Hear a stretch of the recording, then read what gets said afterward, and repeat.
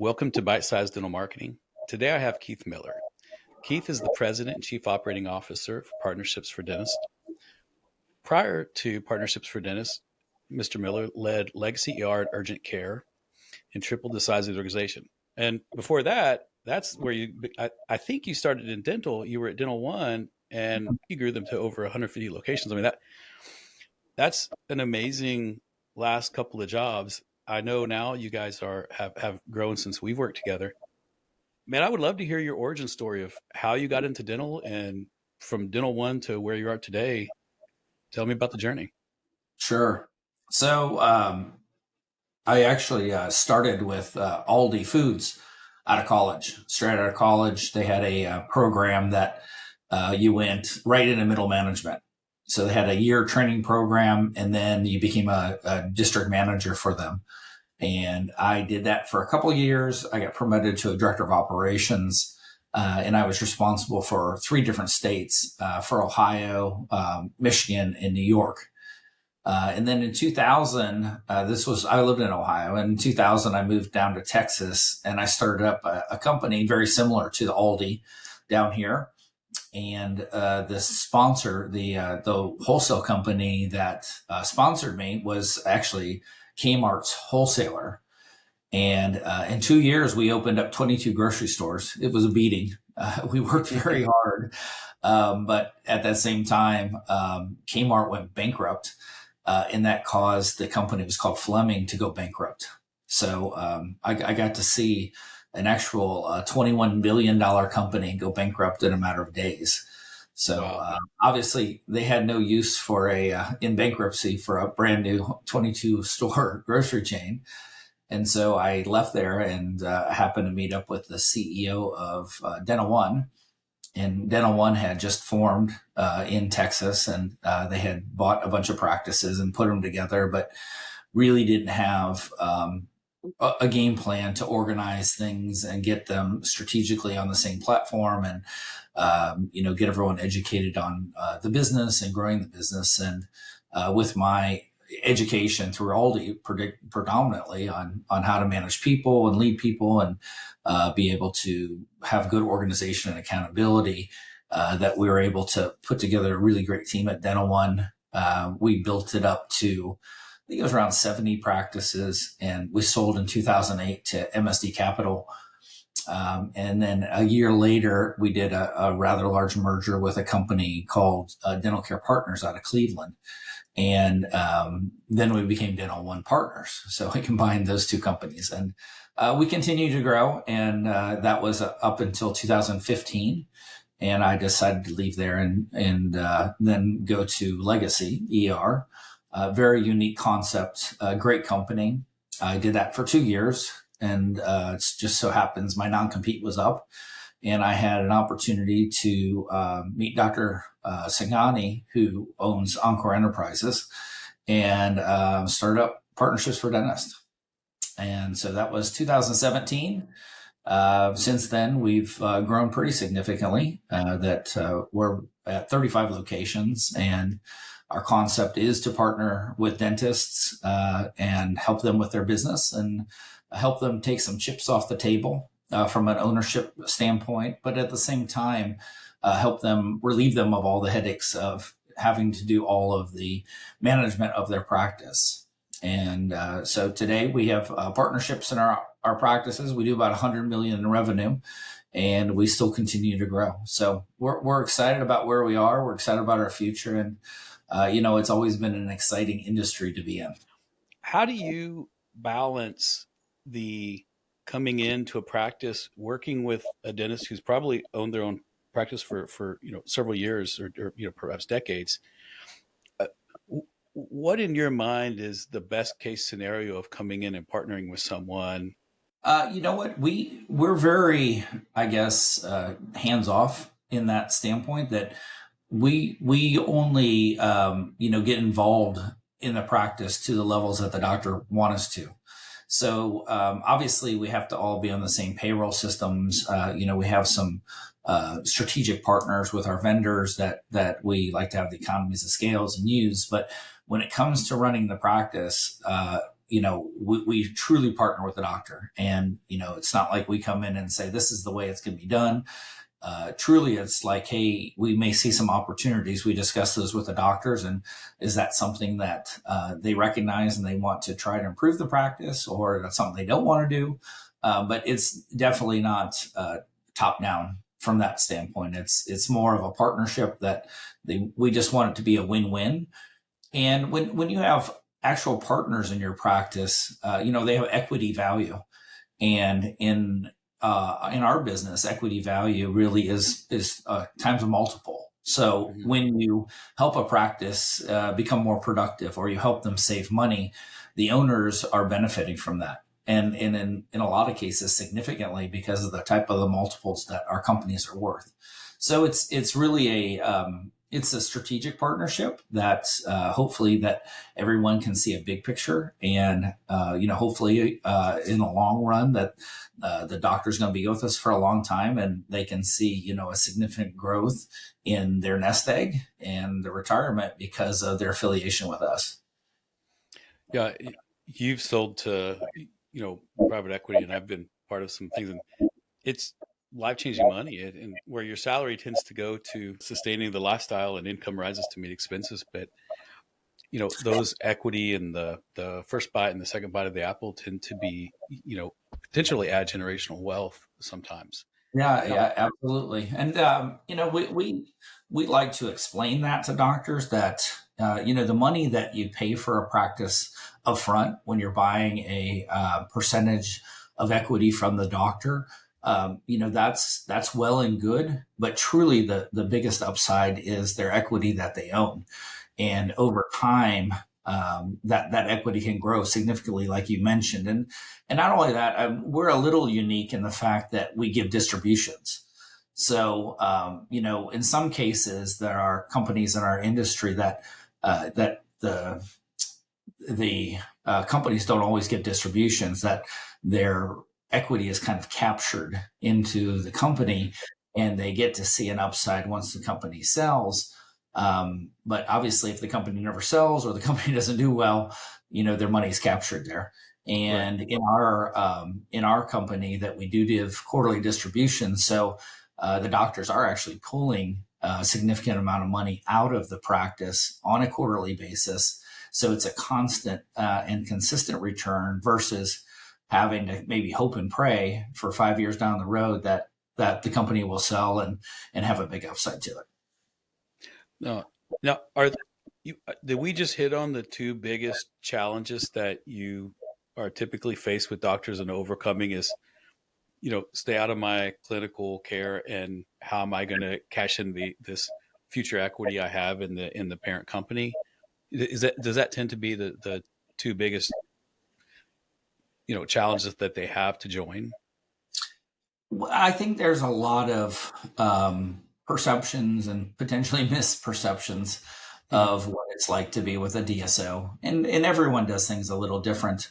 I've been doing it long enough that I think we found a pretty good sweet spot and balance. One thing that doctors need to understand, and we try to educate them, that if we were to purchase a percentage of their practice and it did no better 5 years from now than it's doing today, then we've all lost. And truly, anyone who would want to invest in our company and potentially buy out the investors in our company, they don't want to buy an asset that sits the same, right? They want something that will grow. It's no Mhm. different than you and I if we were to buy a share of Apple or Tesla or Microsoft or whatever. Like, if those companies don't have growth or significant growth, then guess what? The share price goes down. And that is something I think is probably one of the least represented or most misunderstood portion. Is there's a lot of companies that will tell doctors, hey, you don't have to change a thing, just stay the way you are. Mhm. And unfortunately, that is not what people want to invest in. They don't want a consistent flat line. People Mhm. want an investment that's going to go up. And so, I think one of the bigger struggles is telling our story, because a lot of us do the same things or similar things, but telling our story through numbers to show that we actually have an impact on doctors' lives financially. And we actually, first year that typical practice that affiliates with us, their earnings or EBITDA goes up by 30% or more. And so that means that, first year that the doctor's equity value has gone up by 30%, Great. which if you times that versus a multiple ends up being a really big number. And those are the things that are more understanding, because doctors just aren't used to dealing with numbers or dealing with these markets and financial trading and so forth. So the education process, when everyone is selling, so everyone's selling what they think the future will look like, it's more of the doctor being able to understand that and understand the differences, and then understand, which of the companies are actually going to be able to deliver on the promise that they're telling them. Yeah, I always admired the way that you spoke about the dentist, and in meetings with them, and then privately, as you and I were talking about practices and how to market it, several years ago. And if you're just on the outside looking in, some DSOs will say anything they can do to get their foot into the door. Even you don't have to change anything, and everything's gonna be fine. But like, of course you have to change things, and of course you have to grow your business, because you're absolutely right. Like, no one wants to buy a business that you want to sit stagnant in. I think that the Right. dentists need to understand that there's a level of growth and maturity and evolution that needs to occur. Now, I love the 30% EBITDA improvement that you mentioned. Being so quickly in that first year, do you find it's mostly the economies of scale around solidifying the vendors and different avenues they use and revenue cycle management, or are you layering in additional treatments? Like, what encompasses the bulk of that 30% EBITDA growth? It is mostly economies of scales, the contracts that we have. We have incredible vendors that we work with. I think up and down the P&L, from an expense standpoint, probably almost every line except labor, that we can help them, achieve a better result on cost. We don't do anything with labor, like we don't try to cut people or do anything like that. But from a cost standpoint, we can help. Definitely on an RCM standpoint, that we have great people that work in our RCM department that help go clean up their AR. So we always see a big bump on the collection side, because we're cleaning up a lot of AR that potentially wasn't paid attention to or followed up on with the insurance companies and so forth. So I think it's a mere basket of opportunities, and every practice is a little different. But as long as we can have a positive outcome and a positive impact at the end of the day, that's kind of our scorecard. And really, that's what I tell doctors is, if you're interviewing each company, I'll show you all the practices that we bought in the last 6 years, 7 years, and we'll show you each one how each one did the year after we bought them. And I would challenge anyone to do that with any other company that's we're potentially going to work with them, and see if they have that same type of scorecard, because I think that's where we excel. One of my best friends, he used to run business development for a man named Bob Johnson. Bob Johnson, was the first black billionaire and bought and sold hundreds of companies in a year. And Tarek and I have an interesting history. He's an amazing human being, and I love him dearly. But he said something that I will take to my grave. He said, "It is easier to divorce your wife than it is your business partner sometimes, and you better pick them good." And man, I think about that every time I get, pitched a deal or something like that. It is a marriage in it is a financial marriage a lot of times, and I think you need that trust to have the confidence that everyone's doing what they say and saying what they do consistently enough to grow the organization.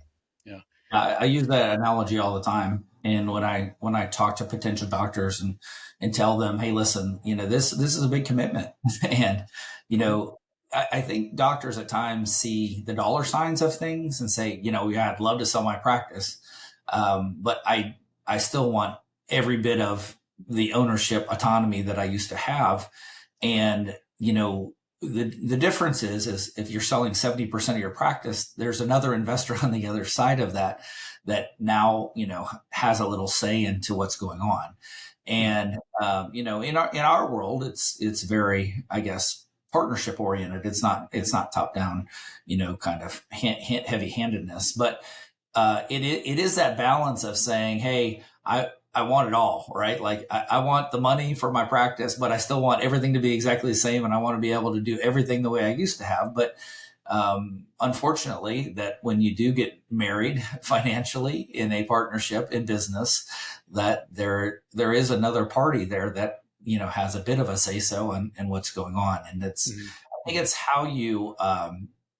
how you treat that partnership is what makes it successful or not. And I think that's probably one of the more difficult parts of doing this business is maybe the intention of what the doctor wants out of it versus what the future may look like together with a partner. And that's one of the harder parts of trying to make sure you have a successful go forward relationship. And investors are going to want you to have a successful go forward relationship for the next 20 years. Like they're not thinking about this as a 5-year deal or a 10-year deal. They want to buy into a business that has a long runway. And sometimes in our business that people are more at the end of their career and you're thinking about retirement and so forth. And it's all of our jobs to figure out how to have a good transition plans to make sure the business keeps going the way it has always gone, because that's anyone that's holding equity in the business, that's how that's how their equity will grow, is if you Right. can continually grow the practices regardless of if the doctor has retired or moved on or whatever it may be. But those are the challenges that we face, and I think our whole it's not us, but our whole industry faces those same challenges. I'm glad you hit on that. I have two questions for you, really. The first is, I've heard some people talk that we will be 70% consolidated. And I think right now we sit somewhere around 25 to 30% consolidated, if I know. That will be 70% consolidated in around 5 to 10 years, depending on how aggressive you are on that scale.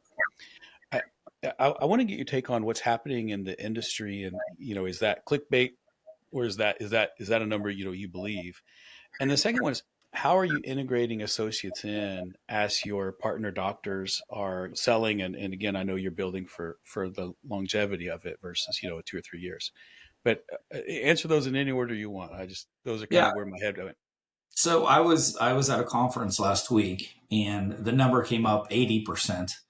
In the next 10 years, that 80% of the dentists would be affiliated with some sort of group, which it kind of makes sense if you think about medical. And dental is probably 15 years behind medical. But how many doctors just hang their own shingle today in medical? Like Few. everywhere you go, it's all group practices. So if you think about the whys of it, the cost of school for these dental students are, upwards $500,000. So you graduate dental school, you're young. A lot of people potentially have a family. They have to get a car, they have to get a house, and then they have a $500,000 in debt on top of that. So because of the competitiveness to buy dental practices, they're very expensive, and there are multiples of 5, 6, 7, even 8 times people are paying for dental practices. So it's pretty much made it unaffordable for the younger generation of dentists to be able to go in and do a solo practice. On Mm. top of as you know, that groups that are focused on the business side of it tend to do those things better. And that could be in marketing, that could be in accounting and finance, that could be in different things like IT, and being able to buy things more effectively, definitely on supplies and labs. But all of those things kind of combined make it why the DSO model will end up working and working well. And again, Mm. it's just following the model of medical, but you're also seeing across the whole platform of solo healthcare businesses like veterinarian, dermatology. They're all consolidating, every one of them. And they're a little bit behind dental, but it's I know vet is just growing fast. Like vets are being swooped up faster, way faster than even dental. So, Mm. I think all those things together, that I don't think it's a pipe dream or clickbait. I do think it's potentially, where we're going to be in the next 10 years. Mhm. And then the second question is with the associates, and so it's that's a tougher one because it's a transition, and potentially your more experienced doctors are more productive than your doctors that are young.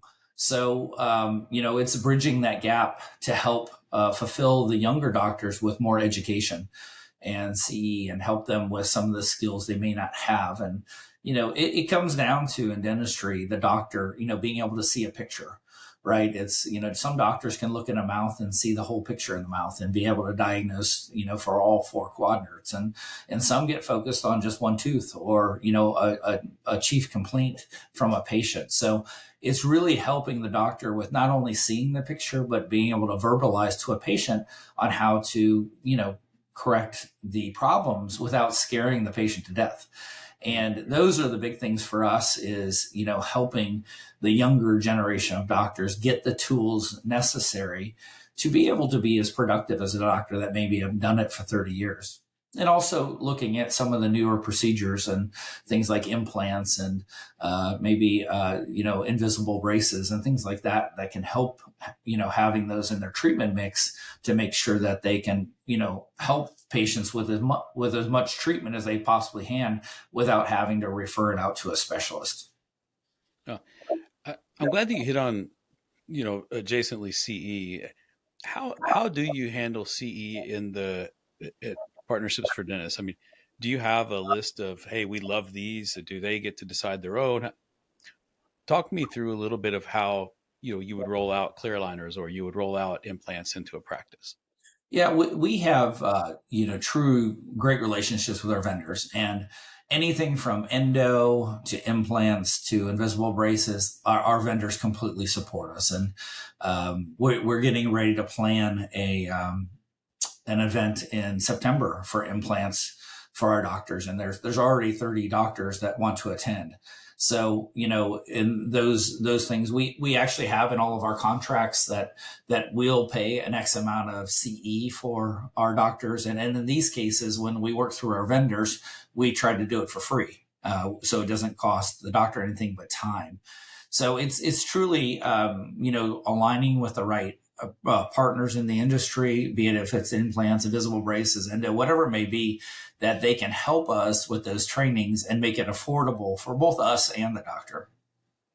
No, that's great. And Keith, gosh, we're coming up on time, and I'm so appreciative of your time. And man, I miss working with you. I loved working with you a few years ago. It was a great ride, and I know that as you grew, we've all moved on. But thank you so much for your time, and man, I wish you the best of luck.